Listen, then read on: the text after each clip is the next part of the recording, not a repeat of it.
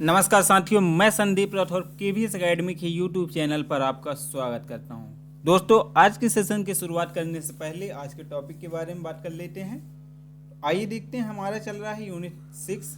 जी हाँ, यूनिट 6 जो कि भारतीय अर्थव्यवस्था है। तो भारतीय अर्थव्यवस्था में आज हम चलेंगे उद्योग। भारतीय अर्थव्यवस्था में उद्योग से संबंधित आज हम एमसीक्यू देखने का प्रयास करेंगे। तो आइए शुरुआत करते हैं आज के सेशन की। तो साथियों, आज का आपका पहला प्रश्न है, भारत का काटनोपोलिस किसे कहा जाता है? काटनोपोलिस। पहला ऑप्शन कानपुर, दूसरा ऑप्शन है कोयम्बटूर, तीसरा ऑप्शन है अहमदाबाद और साथियों चौथा ऑप्शन है मुंबई। भारत का काटनोपोलिस किसे कहा जाता है? जल्दी से कमेंट कीजिए।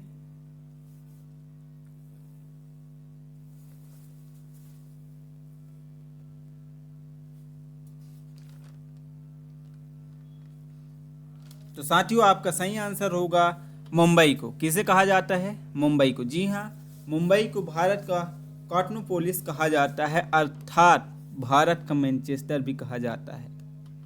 मुंबई को क्या बोला जाता है? भारत का मैनचेस्टर बोला जाता है। सूती वस्त्र का केंद्र कहाँ है दोस्तों?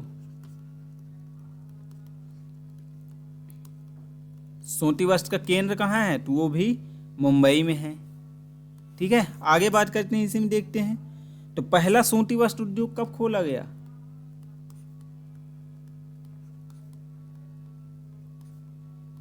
पहला सूती वस्त्र उद्योग 1818 में खोला गया। कब? 1818 में, जो कि क्या था दोस्तों? असफल था। कहाँ खोला गया था ये? तो फोर्ट ग्लॉस्टर, कोलकाता। कहाँ? Fort Gloster.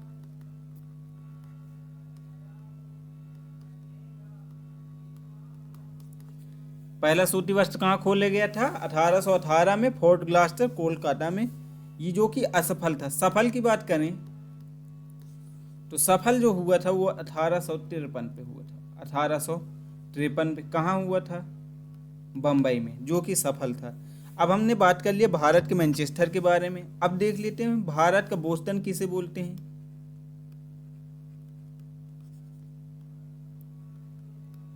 भारत का बोस्टन, भारत का बोलें या फिर पूर्व का बोस्टन? जी हाँ, पूर्व का बोस्टन किसे बोला जाता है साथियों? अहमदाबाद। किसे बोला जाता है? अहमदाबाद। अहमदाबाद को पूर्व का बोस्टन बोला जाता है। कानपुर को क्या बोला जाता है? उत्तर भारत का मैनचेस्टर। उत्तर भारत का मैनचेस्टर क्या है? कानपुर है। दक्षिण भारत का, दक्षिण भारत का मैनचेस्टर किसे बोला जाता है? कोयम्बटूर। तो आपको पता चल गया कि भारत का मैनचेस्टर क्या है? मुंबई है। दक्षिण भारत का मैनचेस्टर क्या है? कोयम्बटूर है। उत्तर भारत का मैनचेस्टर क्या है? कानपुर है। पूर्व का बोस्टन किसे बोला जाता है? तो अहमदाबाद को बोला जाता है। ठीक है, सूती वस्त्रों का केंद्र कहाँ है? तो वो भी साथियों मुंबई में है। इतना क्लियर है? आइए चलते हैं अगले प्रश्न की ओर। आपका अगला प्रश्न है, साथी योजना कब प्रारंभ हुआ? साथी योजना कब प्रारंभ? 2017 में, 2018 में, 2019 में, 2020 में? जी हाँ, कब हुआ था साथी योजना?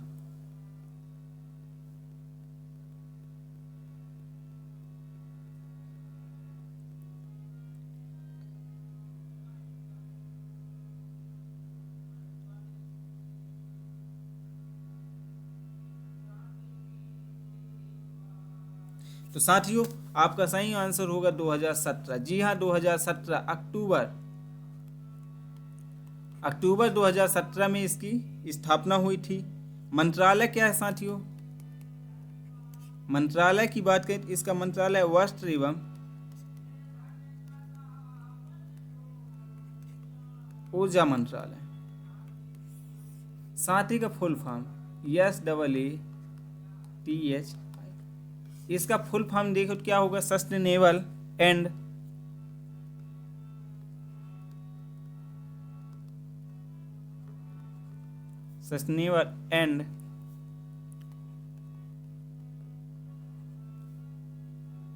Accelerated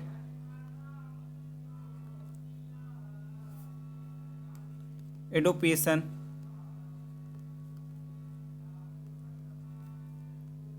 of efficient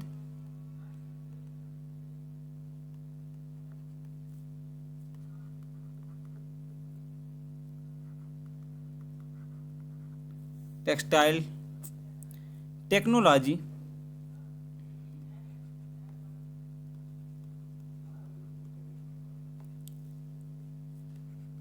to help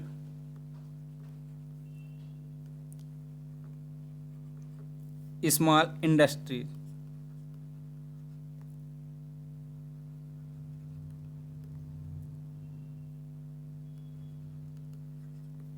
क्या है? Sustainable and accelerated adoption of efficient textile technology to help small industries. ये क्या था? साथी का फुल फॉर्म कब स्टार्ट हुआ? अक्टूबर 2017 में हुआ। और साथियों ये किस मंत्रालय के अंतर्गत कार्य करता है? तो ये वस्त्र एवं ऊर्जा मंत्रालय के अंतर्गत कार्य करता है। अगले प्रश्न की ओर चलते हैं। साथियों आपका अगला प्रश्न है, पीएम मित्र योजना कब शुरू हुआ? पीएम मित्र योजना मार्च 2024, मार्च 2023, मार्च 2022 और चौथा ऑप्शन है मार्च 2021। तो जल्दी से कमेंट कीजिए कि पीएम मित्र योजना कब से शुरू हुआ। साथियों जल्दी से बताइए पीएम मित्र योजना कब से शुरू हुआ?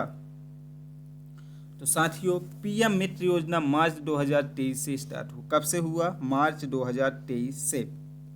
ठीक है, इसके बारे में देखते हैं।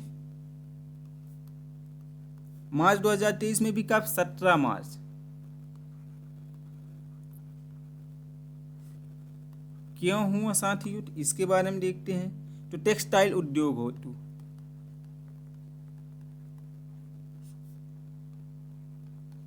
टेक्सटाइल उद्योग हेतु इसकी स्थापना हुई गई। इसमें पार्क कितने थे? पार्क कहाँ कहाँ हैं? तो इसके तहत 7 PM मित्र पार्क की स्थापना, मित्र पार्क की स्थापना 7 PM मित्र पार्क की स्थापना ये भी कहाँ कहाँ हुआ था? तो देखते हैं कहाँ कहाँ हुआ था दोस्तों। उत्तर प्रदेश, उत्तर प्रदेश से आप आ जाओ मध्य प्रदेश, मध्य प्रदेश के बाद आपका आ जाता है गुजरात, गुजरात के बाद आ जाता है महाराष्ट्र, महाराष्ट्र के बाद आ जाएगा आपका कर्नाटक।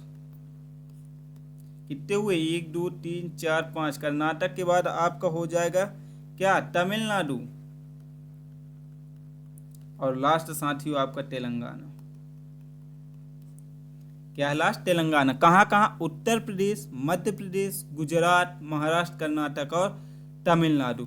इसी के तहत 5F विजन चालू हुआ था दोस्तों। 5F विजन, 5F विजन किसके द्वारा किया गया था?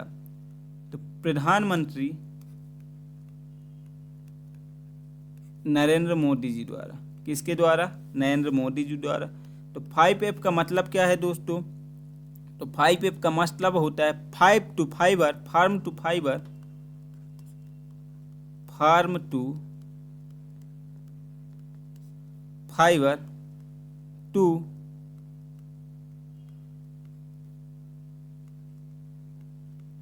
फैक्ट्री टू फैशन टू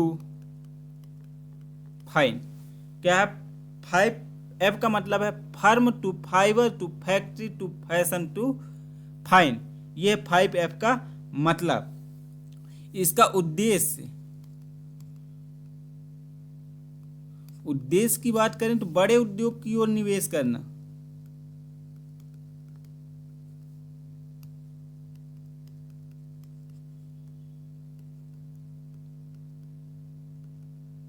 बड़े उद्योग की ओर निवेश को बढ़ावा देने के उद्देश्य से इसको लगाया गया था।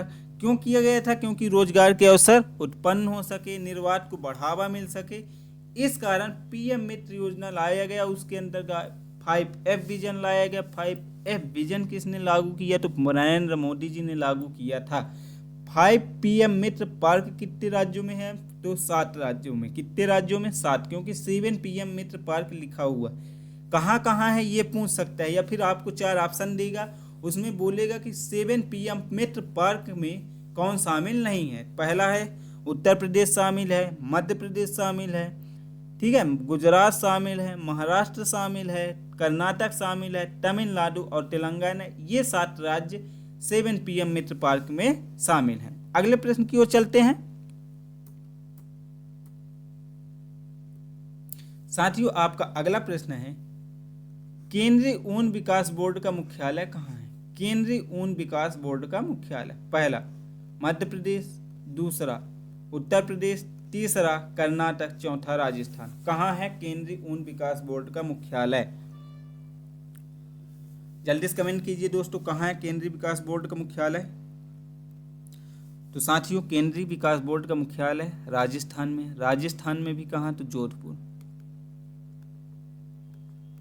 जोधपुर में कब स्थापित किया गया था दोस्तों? तो वर्ष 1987 में। तो आपसे पूछेगा कि केंद्रीय ऊन विकास बोर्ड कहाँ है, तो साथियों कहाँ है? तो यह है जोधपुर, राजस्थान में। कब स्थापित किया गया? तो 1987 में इसकी स्थापना की गई थी। अगले प्रश्न की ओर चलते हैं। अगला प्रश्न है आपका, भेल की स्थापना कब हुई थी? जी हाँ, भेल की स्थापना कब हुई थी? पहला 1982, दूसरा है 1990, तीसरा है 1964 और चौथा ऑप्शन है साथियों 1954। जल्दी से बताइए भेल की स्थापना कब हुई थी?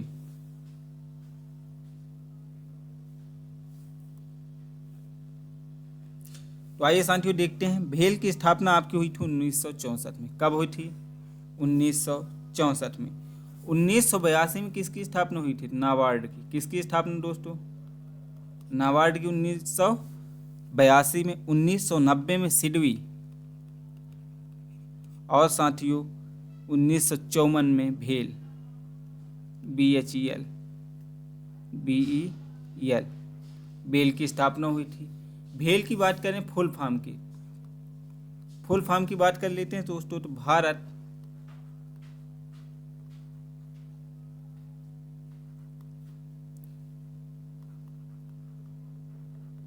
हैवी इलेक्ट्रॉनिक्स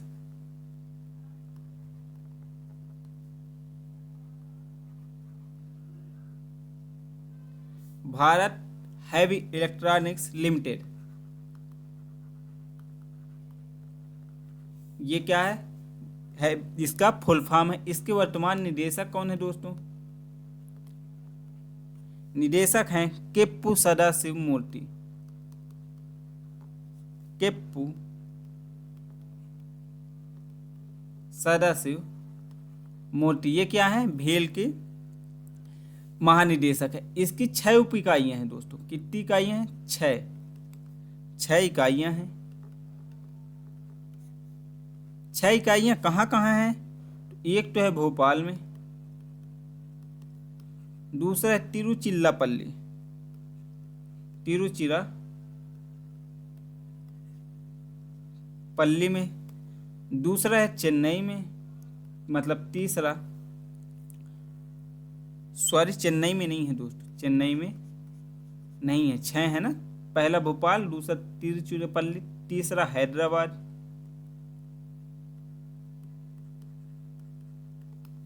फिर एक है हैदराबाद के बाद हरिद्वार, हरिद्वार के बाद क्या है दोस्तों? बेंगलुरु।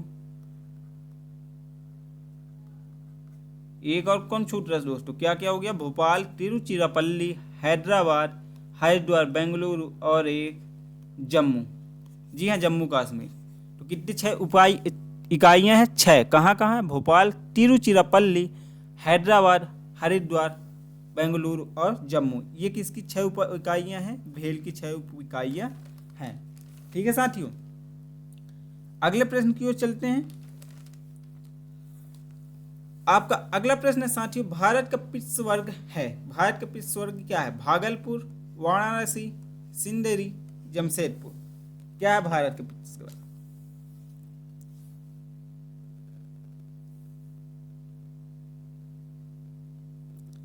जल्दी से कमेंट कीजिए दोस्तों कि भारत का पिछवर्ग क्या है।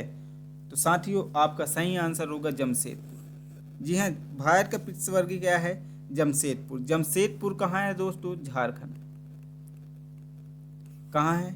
झारखंड। और क्या है यहाँ, Tata iron and steel company, Tata iron and steel company, ठीक है। इसकी स्थापना कब हुई थी? 1907 में। किसने की थी? जमशेदजी टाटा ने।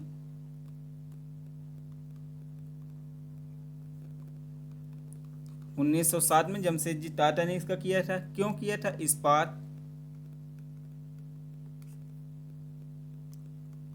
जमशेदपुर क्यों फेमस? इस्पात उत्पादन का प्रमुख केंद्र है।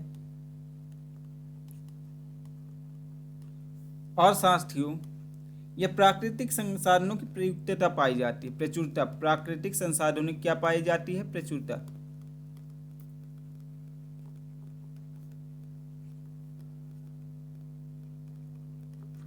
प्रचुरता पाई जाती है, ठीक है। इस्पात उत्पादन के कारण ही जमशेदपुर को क्या बोला जाता है? भारत का पिट्सबर्ग बोला जाता है।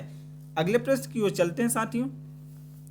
आपका अगला प्रश्न है, भारत में औद्योगिक क्षेत्र की उपलब्धि को मापने के लिए निम्न में से कौन सी संख्या औद्योगिक उत्पादन के सूचकांक को जारी करता है?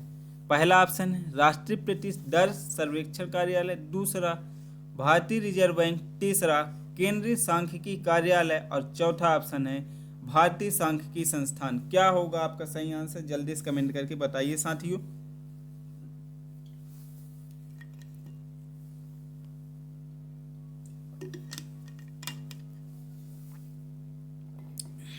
तो साथियों, आपका सही आंसर होगा केंद्रीय सांख्यिकी कार्यालय। क्या होगा?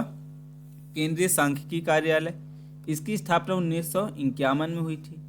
कहाँ हुई थी साथियों? नई दिल्ली में। कहाँ हुई थी? नई दिल्ली में, ठीक है। कार्य की बात कर लेते हैं। तो साथियों, इसका कार्य है राष्ट्रीय आय का अनुमान करना,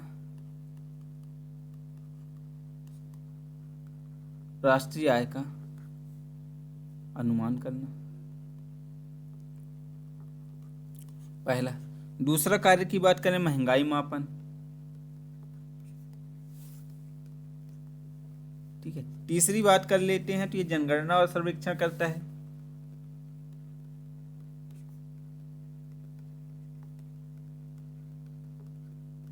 क्या जनगणना और सर्वेक्षण करता है। पर्यावरण सांख्यिकी, सांख्यिकी का काम है, सांख्यिकी वाला काम तो करेगा ही।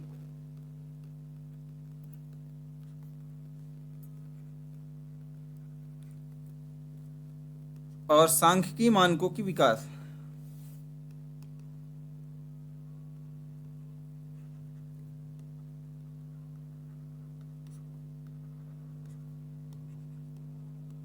का विकास करता है। ये कौन करता है? केंद्रीय सांख्यिकी कार्यालय। कब स्थापना हुई? 1951 में हुई। और साथियों, ये जरूर याद करना है कि किसका कब स्थापना हुआ और विशेष करके उसका मुख्यालय। कुछ भी हो जाए, मुख्यालय नहीं भूलने, क्योंकि एग्जाम में मुख्यालय से संबंधित क्वेश्चन आ चुके हैं और हर एग्जाम में किसी न किसी का मुख्यालय पूछता है या फिर किसकी कहाँ स्थापना होती है, ये जरूर पूछेगा। तो आप ये सब चीज़ मिस मत कीजिएगा। तो केंद्रीय सांख्यिकी कार्यालय की स्थापना 1951 व मुख्यालय नई दिल्ली में है। अगले प्रश्न की ओर चलते हैं साथियों। ये रहा आपका अगला प्रश्न। वर्ष 1991 की नई आर्थिक नीति का लक्ष्य क्या था? आर्थिक नीति, पहला उदारीकरण, दूसरा निजीकरण, तीसरा भूमंडलीकरण, चौथा ये सभी। क्या होगा आपका सही आंसर कि 1991 की नई आर्थिक नीति का लक्ष्य क्या था?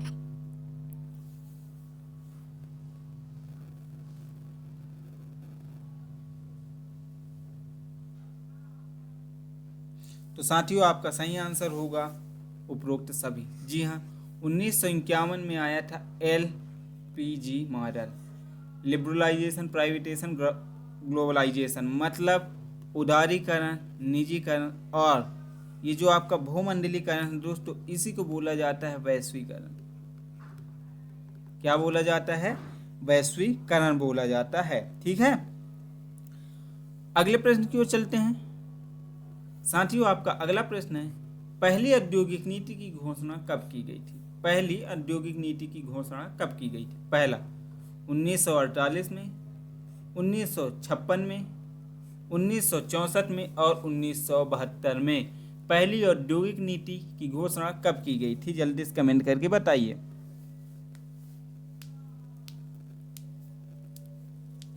तो साथियों आपका सही आंसर होगा पहली औद्योगिक नीति की घोषणा 1948 में की गई थी। कब की गई थी? 1948 पे। 1948 में भी कब? तो 6 अप्रैल 1948 में। ठीक है। उस समय तत्कालिक वित्त मंत्री या फिर उद्योग मंत्री कौन थे? तत्कालिक उद्योग मंत्री। साथियों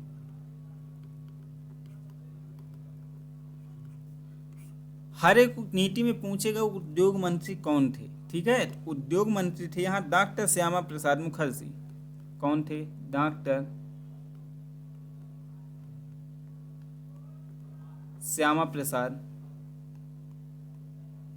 मुखर्जी क्या थे? उद्योग मंत्री थे। इसका उद्देश्य क्या था दोस्तों? मिश्रित अर्थव्यवस्था।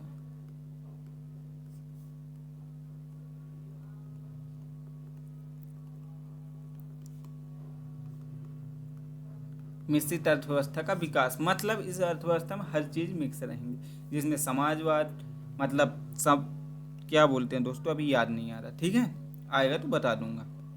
मिश्रित अर्थव्यवस्था क्या था? इसका विकास करना था। तत्कालिक उद्योग मंत्री श्यामा प्रसाद मुखर्जी थे।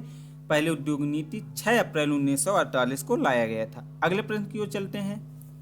आपका अगला प्रश्न है, दीपक पारेख कमेटी अन्य चीजों के साथ साथ निम्नलिखित में से किस एक उद्देश्य के लिए गठित की गई थी? कौन सी दीपक पारेख कमेटी? पहला ऑप्शन, कुछ अल्पसंख्यक समुदायों की वर्तमान सामाजिक आर्थिक स्थिति को अध्ययन करने के लिए। दूसरा ऑप्शन, अवसंरचना के लिए विकास और वित्तीयन के लिए उपाय सुझाना। तीसरा ऑप्शन, अनुवांशिकतः रूपांतरित जीवों के उत्पादन के विषय में एक नीति बनाना। चौथा ऑप्शन है, केंद्रीय बजट में राजकोषीय घाटा कम करने के उपाय सुझाना। क्या था दीपक पारेख कमेटी?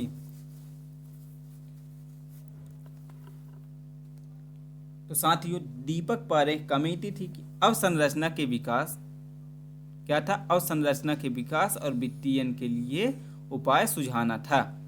अगले प्रश्न की ओर चलते हैं। आपका अगला प्रश्न है, भारत के आर्थिक उदारीकरण शुरू हुआ। भारत में आर्थिक उदारीकरण कब से शुरू हुआ? पहला, औद्योगिक लाइसेंस नीति में वास्तविक बदलाव के साथ। दूसरा ऑप्शन, भारतीय रुपए की परिवर्तनशीलता के साथ। तीसरा ऑप्शन, प्रत्यक्ष विदेशी पूंजी निवेश में कार्यविधिक औपचारिकता दूर करने के साथ। चौथा ऑप्शन था, कर दरों में महत्वपूर्ण कटौती के साथ।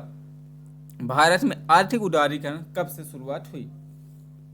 तो साथियों आपका सही आंसर होगा औद्योगिक लाइसेंस की नीति में वास्तविक बदलाव के साथ।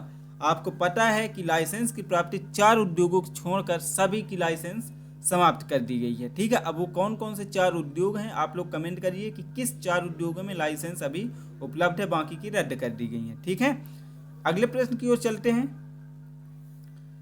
भारत में कोर उद्योग क्या है? कोर उद्योग, पहला ऑप्शन है विद्युत, दूसरा ऑप्शन है कोयला, तीसरा ऑप्शन है पेट्रोलियम पदार्थ, चौथा ऑप्शन है ये सभी।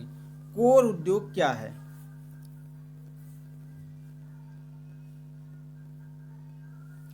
साथियों जल्दी से बताइए। आइए देखते हैं कोर उद्योग क्या है। साथियों कोर उद्योग ये कितनी संख्या, इसकी संख्या है साथियों 8। जी हाँ, कोर उद्योग की संख्या कितनी है? 8। क्या क्या है? तो साथियों कोयला है,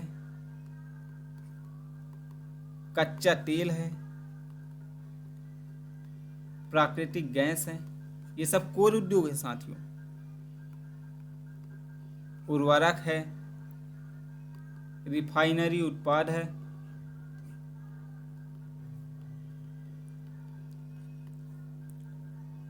इस्पात है, सीमेंट है। कितने हो गए साथियों? 1 2 3 4 5 6 7। एक और कौन बच गया? विद्युत। क्या बच गया? विद्युत। कोयला है, कच्चा तेल है, प्राकृतिक गैस, उर्वरक है, रिफाइनिंग उत्पाद है, इस्पात है, सीमेंट और विद्युत। ये 8 क्या है? कोर उद्योग। तो अब देखिए क्या है भारत में कोर उद्योग क्या है। तो विद्युत है, कोयला है। पेट्रोलियम उत्पाद है, पेट्रोलियम उत्पाद है। और ऑप्शन 4 क्या है, ये सभी, अर्थात आपका option number D is the correct answer होगा। मतलब ये सभी क्या हैं, पेट्रोलियम मतलब ये सब क्या हैं, कोर उत्पाद हैं। ठीक है दोस्तों, अगले प्रश्न की ओर चलते हैं। साथियों आपका अगला प्रश्न है, सूक्ष्म लघु एवं मध्यम उद्यम, सूक्ष्म लघु एवं मध्यम उद्यम विकास अधिनियम मतलब MSMED पारित हुआ पहला वर्ष 2005 में, वर्ष 2006 में, वर्ष 2007 में, वर्ष 2008 में। कब हुआ था साथियों, जल्दी से बताइए। सूक्ष्म लघु एवं मध्यम उद्यम विकास अधिनियम पारित, अधिनियम पूछा है, जल्दी से बताइए। तो साथियों आपका सही आंसर होगा वर्ष 2006 में। अगले प्रश्न की ओर चलते हैं। निम्न में से किस वर्ष MSME का अद्यतन वर्गीकरण किया गया, 2012 में, 2014 में, 2018 में, 2020 में? जल्दी से बताइए क्या होगा। तो साथियों आपका सही आंसर होगा वर्ष 2020। क्या होगा, वर्ष 2020 आपका सही आंसर होगा। अगले प्रश्न की ओर चलते हैं।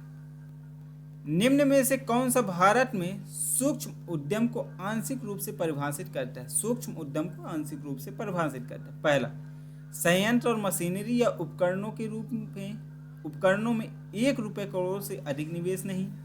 दूसरा, वार्षिक टर्न ओवर 15 करोड़ से अधिक नहीं। तीसरा, संयंत्र और मशीनरी में रुपये 1.5 करोड़ से अधिक निवेश नहीं। चौथा, उपरोक्त में से कोई नहीं या फिर उपरोक्त में से एक से अधिक। क्या होगा आपका सही आंसर, जल्दी से बताइए दोस्तों, क्या होगा आपका सही आंसर। तो साथियों आपका सही आंसर होगा संयंत्र और मशीनरी या उपकरणों में 1 करोड़ से अधिक निवेश नहीं होगा। ठीक है, अगले प्रश्न की बात करते हैं। तो ये रहा आपका अगला प्रश्न। मेक इन इंडिया कार्यक्रम आरंभ किया गया, मेक इन इंडिया कब प्रारंभ किया गया? पहला, नवंबर 2012, दूसरा, सितंबर 2024, तीसरा, जनवरी 2014 और चौथा, सितंबर 2016। मेक इन इंडिया कार्यक्रम कब आरंभ हुआ साथियों, जल्दी से कमेंट करिए।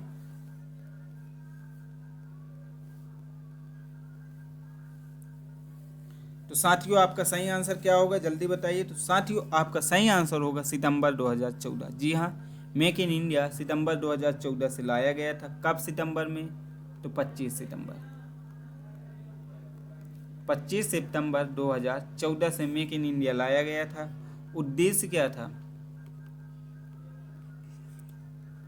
उद्देश्य की बात करें तो भारत के निर्माण क्षेत्र को बढ़ावा देना। क्या था, भारत के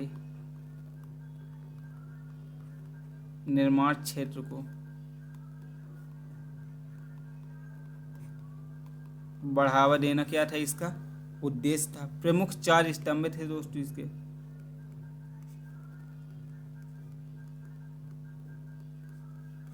प्रमुख 4 स्तंभ कौन कौन से थे, तो ये देख लीजिए। नवीन दृष्टिकोण,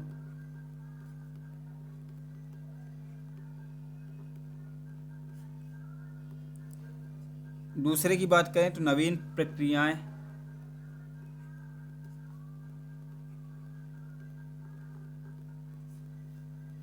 तीसरे की बात करें तो नवीन क्षेत्र, और साथ ही चौथे की बात करें तो नवीन अवसंरचना।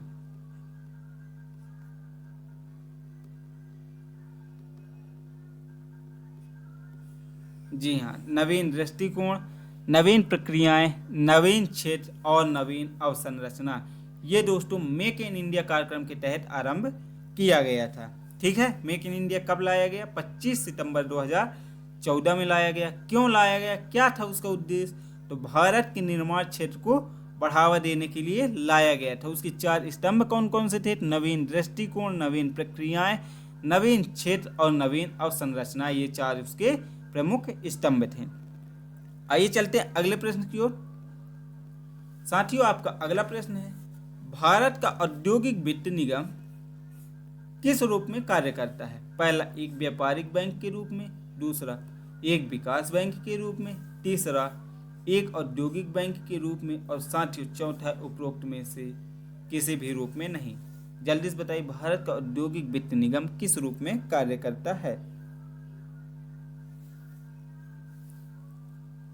तो साथियों, आपका सही आंसर होगा एक विकास बैंक के रूप में कार्य करता है। अगले प्रश्न की ओर चलते हैं। भारत में प्रतिस्पर्धा आयोग का गठन किया गया था। साथियों, भारत में प्रतिस्पर्धा आयोग का गठन कब किया गया था? पहला 2001 में, दूसरा 2002 में, तीसरा ऑप्शन है 2003 में, और चौथा ऑप्शन है 2004 में। जल्दी से बताइए, भारत में प्रतिस्पर्धा आयोग का गठन कब किया गया था? तो साथियों, भारत में प्रतिस्पर्धा आयोग का गठन 2003 में किया गया था। कब किया गया था? 2003 में। 2003 में भी कब? तो 14 अक्टूबर 2003।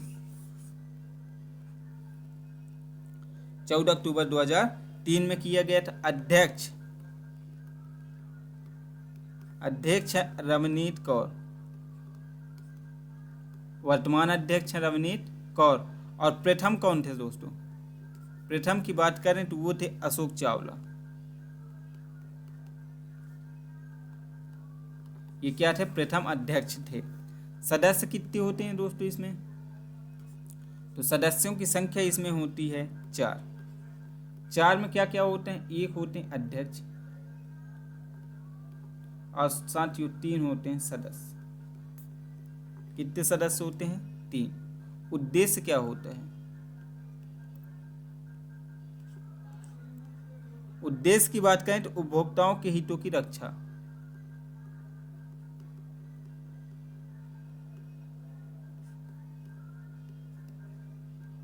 उपभोक्ताओं के हितों की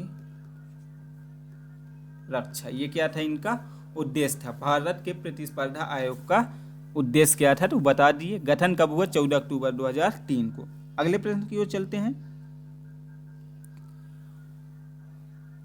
आपका अगला प्रश्न है, भारत सरकार ने विनिर्माण नीति एनएमपी कब जारी की?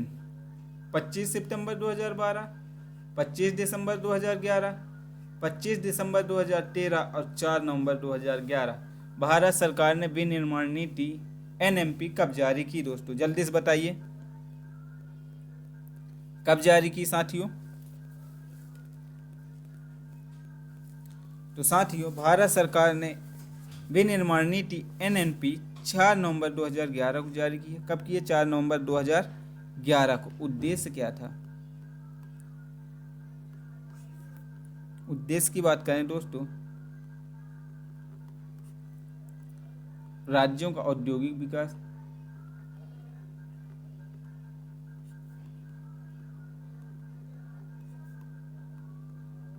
राज्यों का औद्योगिक विकास करना। दूसरा,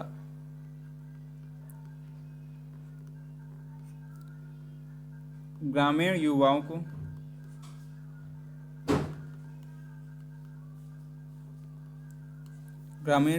कौशल प्रदान कर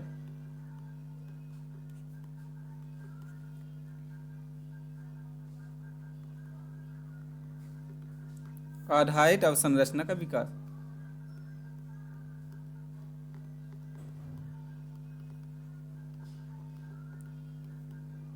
करना। ये क्या थे? इसके उद्देश्य थे। किसके? भारत सरकार के विनिर्माण नीति की। कब स्थापना हुई इसकी?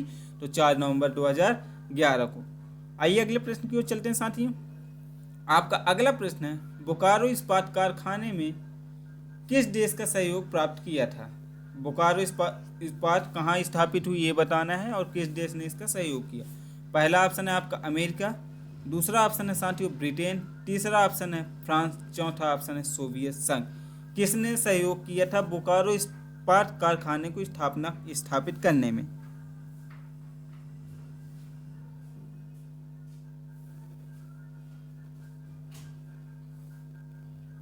तो साथियों जल्दी से कमेंट कीजिए। तो आपका सही आंसर होगा सोवियत संघ ने। किसने साथियों? सोवियत संघ ने।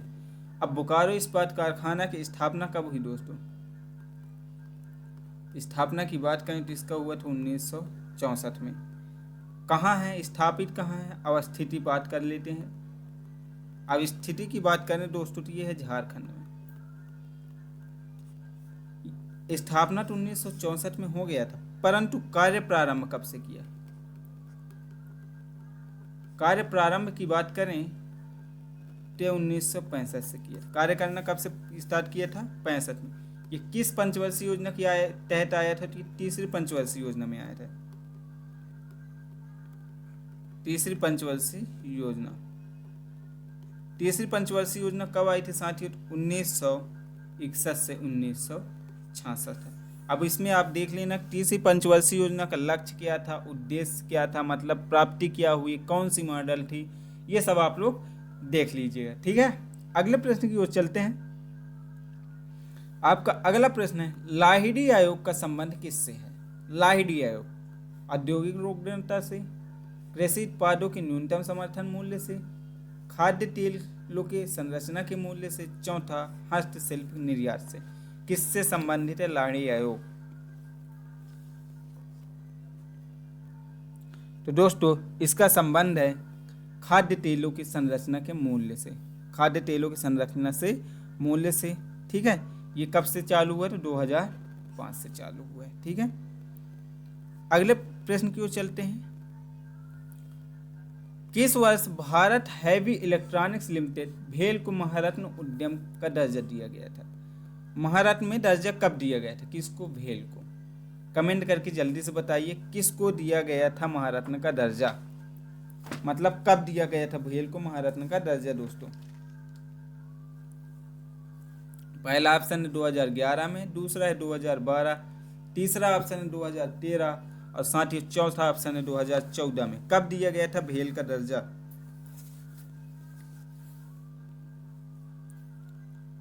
तो साथियों क्या होगा आपका सही आंसर? तो साथियों इसको दिया गया था 2013 में। 2013 में भी कब? 1 फरवरी 2013 को इसे महारत्न कंपनी का दर्जा दिया गया। इनकी कितनी इकाइयां हैं? तो 6 इकाइयां, वो भी बता चुका हूं। अब निदेशक कौन है? निदेशक की बात करें कुप्पू सदाशिव।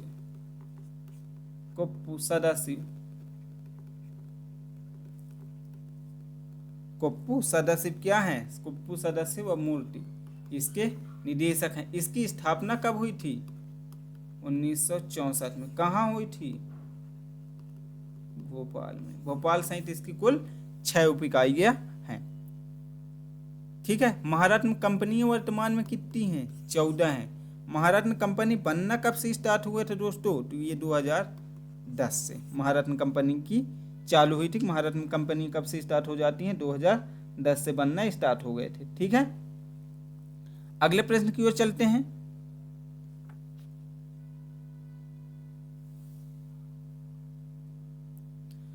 साथियों आपका अगला प्रश्न है, निम्नलिखित में से कौन सा उद्योग बॉक्साइट का मुख्य कच्चे माल के रूप में उपयोग करता है? बॉक्साइट का कच्चे माल के रूप में पहला एल्यूमिनियम, दूसरा है सीमेंट, तीसरा है उर्वरक, चौथा है फेरामैग्नीज।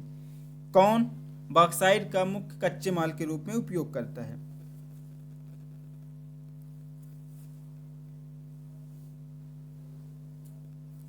जल्दी से बताइए दोस्तों क्या होगा आपका सही आंसर? तो साथियों आपका सही आंसर होगा एल्युमिनियम। जी हाँ, एल्युमिनियम होगा, क्योंकि एल्युमिनियम बॉक्साइट क्या है? एल्युमिनियम का अयस्क। अयस्क अर्थात कच्चे माल के रूप में किस में उपयोग हो? एल्युमिनियम में। और इसके अयस्क कौन कौन से हैं दोस्तों? और अन्य अयस्क की बात करें तो क्रायोलाइट और कोरंडम। क्रायोलाइट और कोरंडम अयस्क हैं। आइए अगले प्रश्न की ओर चलते हैं। तो आपका अगला प्रश्न है, वित्त वर्ष 2023-24 की अवधि के दौरान भारतीय अर्थव्यवस्था के अंतर्गत औद्योगिक वृद्धि की दर कितनी थी? औद्योगिक वृद्धि की दर पहला 8.2%, 9.5%, 7.2% या फिर 6.2%। जल्दी से बताइए भारतीय अर्थव्यवस्था के अंतर्गत औद्योगिक वृद्धि दर कितनी थी 2023-24 की? बताइए।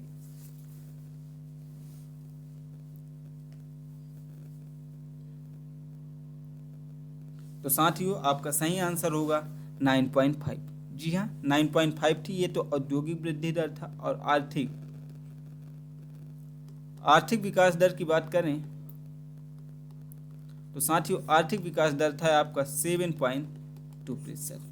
ठीक है, अगले प्रश्न की ओर चलते हैं। ये रहा आपका अगला प्रश्न।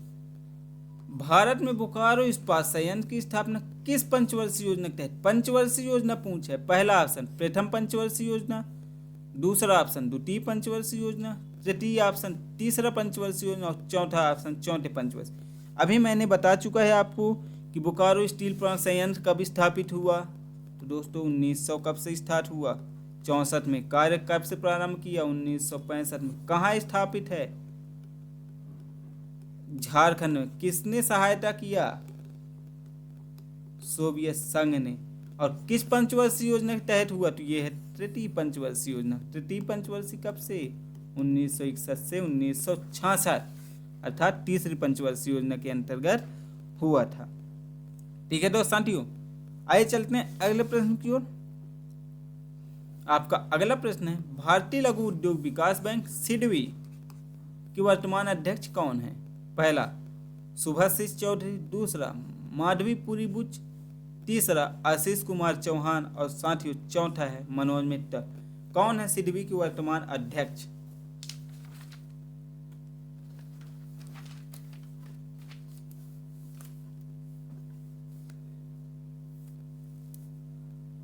साथियों जल्दी से बताइए कौन है सिडबी के अध्यक्ष? तो साथियों देखते हैं, सुभाषिष चौधरी क्या है? तो ये क्या है दोस्तों? अभी के डेट में बॉम्बे स्टॉक एक्सचेंज के वर्तमान अध्यक्ष। किसके? Bombay stock exchange. ये तो इसके हो गए। माधवीपुरी बुच क्या है? ये हैं सेबी के अध्यक्ष। ठीक है, किसके? सेबी के हैं। आशीष कुमार चौहान क्या है? तो ये national stock exchange, national stock exchange के निदेशक या सीईओ। तो आपके क्या बचे? मनोज मित्तल। तो ये क्या होंगे? सिडबी के। तो ये सिडबी के वर्तमान अध्यक्ष हैं। सिडबी की स्थापना कब हुई, ये क्या है, मुख्यालय है, सब आप लोग मेरे को कमेंट कीजिएगा क्योंकि मैंने बता चुका है। अगले प्रश्न की बात करते हैं। भारत में कितनी महारत्न कंपनियां हैं? अभी बात कर ली, कितनी थी दोस्तों? 14 थी। ठीक है, और 14वां कौन सा बना है? HAL। हाल को 14वें में। इसके निदेशक कौन है? वर्तमान निदेशक की बात करें तो CV अनंत कृष्णन है। CV अनंत कृष्णन ये क्या है? वर्तमान निदेशक है हाल के, जो कि 14वें नंबर के महारत्न कंपनी में शामिल होने वाले बने हैं। अगले प्रश्न की बात करते हैं साथियों। आपका अगला प्रश्न है, भारतीय अर्थव्यवस्था के संदर्भ में विनिवेश शब्द का क्या अर्थ है? भारतीय अर्थव्यवस्था में विनिवेश शब्द का अर्थ क्या है? पहला भारतीय कंपनियों द्वारा विदेशी व्यापार में निवेश, दूसरा भारत सरकार द्वारा सार्वजनिक क्षेत्र के उद्यमों में अपनी हिस्सेदारी कम करना, तीसरा निजी कंपनियों को सरकारी परियोजनाओं में निवेश के लिए प्रोत्साहित करना, या फिर सरकार द्वारा निजी उद्योगों के राष्ट्रीयकरण करना। क्या है भारतीय अर्थव्यवस्था में विनिवेश का अर्थ? कमेंट करिए दोस्तों जल्दी से।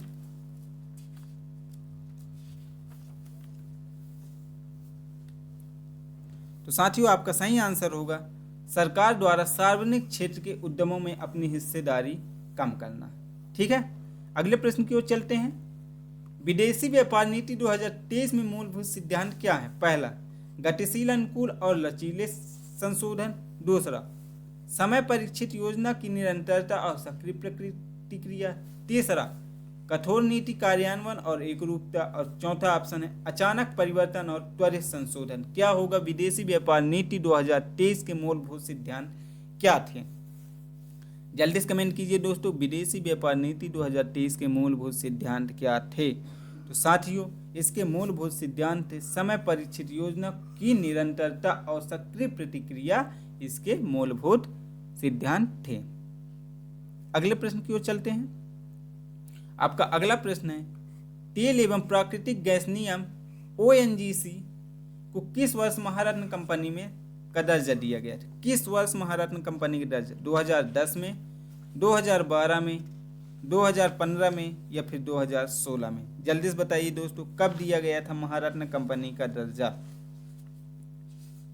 तो साथियों कब दिया गया था? 2010 में, क्योंकि यहीं से महारत्न कंपनी की प्रारंभ कब हुआ था महारत्न कंपनी का? कब से? 2010 से। वर्तमान में कितने हैं? 14 हैं दोस्तों। और नवरत्न कंपनियां क्या हैं? नवरत्न कंपनियों की संख्या वर्तमान में कितनी है? 24 हैं। ONGC इसकी स्थापना कब हुई थी साथियों? तो 1956 में इसकी स्थापना हुई थी। मुख्यालय की बात करें तो मुख्यालय इसका देहरादून। देहरादून कहाँ है दोस्तों? तो ये है उत्तराखंड। कहाँ है? उत्तराखंड में। अगले प्रश्न की ओर चलते हैं साथियों। आपका अगला प्रश्न है, निम्नलिखित में से कौन सी कंपनी महारत्न कंपनी की सूची या श्रेणी में शामिल नहीं है? महारत्न कंपनी की सूची में शामिल नहीं है। पहला, भारत हैवी इलेक्ट्रॉनिक्स लिमिटेड। दूसरा, power grid corporation of India limited. तीसरा, ऑयल इंडिया लिमिटेड। चौथा, भारत इलेक्ट्रॉनिक्स लिमिटेड। कौन महारत्न कंपनी की सूची में शामिल नहीं है? जल्दी से कमेंट कीजिए दोस्तों, कौन नहीं है शामिल? तो साथियों आपका सही आंसर होगा भारत इलेक्ट्रॉनिक्स लिमिटेड। जी हाँ, भारत इलेक्ट्रॉनिक्स लिमिटेड ये महारत्न कंपनी में शामिल नहीं है। बाकी भारत हैवी इलेक्ट्रॉनिक्स ये भी शामिल है, पावर ग्रिड ये भी शामिल है, और ऑयल ये 13वें नंबर का शामिल हो गया था। OIL 13वें नंबर का कौन था? OIL। और 4वें नंबर का क्या था? हाल। ठीक है। तो भेल भारत इलेक्ट्रॉनिक्स लिमिटेड इसकी स्थापना हुई थी दोस्तों 1954 में, जिसका मुख्यालय कहाँ है? तो साथियों इसका मुख्यालय है बेंगलुरु में। बेंगलुरु कहाँ है? तो ये आप लोग देख लीजिएगा, आप लोगों को तो पता ही होगा। ठीक है। अगले प्रश्न की बात करते हैं। तो अगला प्रश्न है आपका, लौह इस्पात उद्योग के संदर्भ में निम्न कथनों पर विचार कीजिए तथा कूट का प्रयोग कर सही उत्तर का चयन कीजिए। पहला ऑप्शन, भिलाई इस्पात संयंत्र छत्तीसगढ़ जर्मनी के सहयोग से स्थापित हुआ है। दुर्गापुर इस्पात संयंत्र बंगाल में ब्रिटेन के सहयोग से स्थापित हुआ है। तीसरा, राउरकेला इस्पात संयंत्र उड़ीसा जो कि सोवियत संघ के सहयोग से स्थापित हुआ है। आपका पहला ऑप्शन है केवल एक सही, दूसरा ऑप्शन है केवल 2 सही, तीसरा ऑप्शन है 1, 2 व 3 सही, और चौथा ऑप्शन है सभी कथन असत्य। क्या होगा आपका सही आंसर? कमेंट करके बताइए जल्दी से दोस्तों कि लौह इस्पात उद्योग के संदर्भ में कौन सा कथन सत्य है, मतलब किस उद्योग की स्थापना किसके सहयोग से किया गया है।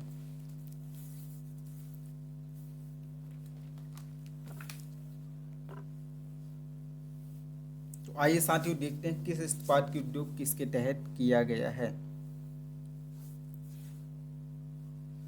देखते हैं। सबसे पहले भिलाई इस्पात उद्योग संयंत्र, इसकी स्थापना कहाँ हुई? छत्तीसगढ़ में। किसके सहयोग से हुआ है? तो ये हुआ है साथियों, किसके सहयोग से हुआ है? तो ये हुआ है सोवियत संघ के सहयोग से। सोवियत संघ के सहयोग से कब हुआ है? 1955 में। मतलब आपका ये पहला ऑप्शन क्या हो गया? गलत। किसके सहयोग से? इसमें लिखा जर्मनी, मतलब गलत। किसके सहयोग से? सोवियत संघ से। कब हुआ था? 1955 में। दूसरा है दुर्गापुर इस्पात संयंत्र बंगाल ब्रिटेन के सहयोग से। तो दोस्तों दुर्गापुर संयंत्र कहाँ है? बंगाल में है। किसके सहयोग से? ब्रिटेन के सहयोग से। कब स्थापित किया गया था? तो 1959 में। कब? 1959 में। मतलब ऑप्शन नंबर 2 आपका सही है। ठीक है। केवल पहला सही, तो ये तो गलत हो गया। दूसरा सही है, रुका है, ये गलत है। अब इसमें देखना ये भी गलत, मतलब केवल दूसरा ही सही होगा क्योंकि दूसरे के साथ तीसरा कहीं पे कनेक्ट नहीं है। आइए देखते हैं अगला, राउरकेला इस्पात संयंत्र उड़ीसा। तो राउरकेला कहाँ है? उड़ीसा में है दोस्तों, परंतु सोवियत संघ के सहयोग से स्थापित हुआ था। तो ये गलत है। ये किसके सहयोग से स्थापित हुआ था? जर्मनी के सहयोग से। किसकी सहयोग से? जर्मनी के सहयोग से। कब स्थापित हुआ था? तो 1959 में। कब हुआ था दोस्तों? 1959 में। ठीक है, तो देख लिए क्या क्या देख लिए। भिलाई इस्पात संयंत्र जर्मनी के सहयोग से सोवियत संघ से 1955 में, दुर्गापुर ब्रिटेन के सहयोग से 1959 में, और राउरकेला जर्मनी के सहयोग से 1959 में। अर्थात आपका सही आंसर होगा कि ऑप्शन नंबर बी, अर्थात केवल 2 सही हैं, बाकी सब गलत हैं। ठीक है साथियों, आइए अगले प्रश्न की ओर चलते हैं। तो साथियों आज के सेशन पे इतना ही। ठीक है, तो आपको हमारा ये सेशन कैसे लगे आप कमेंट करके अपना फीडबैक देखना मत भूलिएगा। यदि आपको हमारा सेशन अच्छा लगा हो तो हमारे सेशन को लाइक शेयर सब्सक्राइब करना मत भूलिएगा। और इससे संबंधित पीडीएफ प्राप्त करने के लिए आप हमारे टेलीग्राम को ज्वाइन कर सकते हैं, जिसकी लिंक आपको नीचे डिस्क्रिप्शन पे दी हुई है। हमारे साथ जुड़े रहने बने रहने के लिए आप लोगों का बहुत बहुत